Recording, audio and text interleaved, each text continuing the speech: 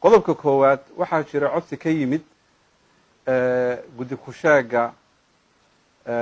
doorashada iyo xuduudaha ee Jubbaland kaasoo isugu jiray codsi af iyo qoraal ah oo ay ku dalbanayaan inay la kulmaan musharaxiinta. kadib markii aanu qaadaa dhignay qodobka isaga ah waxaanu isla qaadanay inaanan la kulmaynin guddiga doorashada ee Jubbaland sababtoo ah musharaxiinta isbedel doonku maba aqoonsanaba sharciyada iyo jiritaanka guddiga isaga ah. wuxuuna asaas uga dhigay arrinta iyada ah qodobadii aanu hadda ka hor tilmaanay ee tirada badnaa oo ay ka mid ahayd inay lumiyeen dhexdhexaadnimadii, sidoo kale inay noqdeen gole ama guddi u shaqeeya u adeega musharax gaar ah, iyo qodobo kale oo la halmaalo oo ay ka mid tahay in inaysan u adeegaynin danta guud ee Jubbaland. sidaa darteed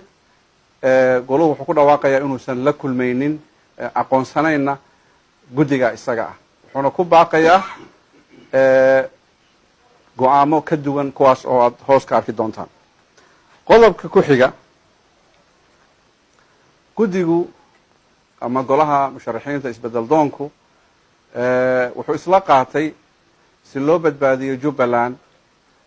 mustaqbalkeeda iyo nabadeeda iyo horumarkeeda, wuxuu isla qaatay ku dhawaaqidda golaha badbaadada Jubbaland kaasoo ka kooban qeybaha kala duwan ee bulshada ee reer Jubbaland oo ay ka mid yihiin haweenka, oo ay ka mid yihiin odayaasha dhaqanku, oo ay ka mid yihiin siyaasiyiintu, oo ay ka mid yihiin maxaan ku idhaahdaa dhalinyaradu iyo qeybaha kala duwan ee bulshada, kaas oo ah maxaan ku idhaahdaa gole guud oo reer Jubbaland ah oo ilaaliya xuquuqda iyo jiritaanka Jubbaland. wuxuuna qaban doonaa shirweynihiisii koowaad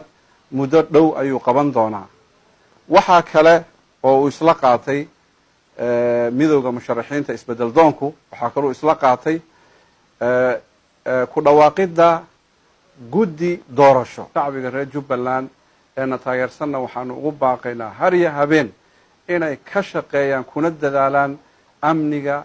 iyo nabadda iyo horumarka Jubbaland inay ka wada shaqeeyaan.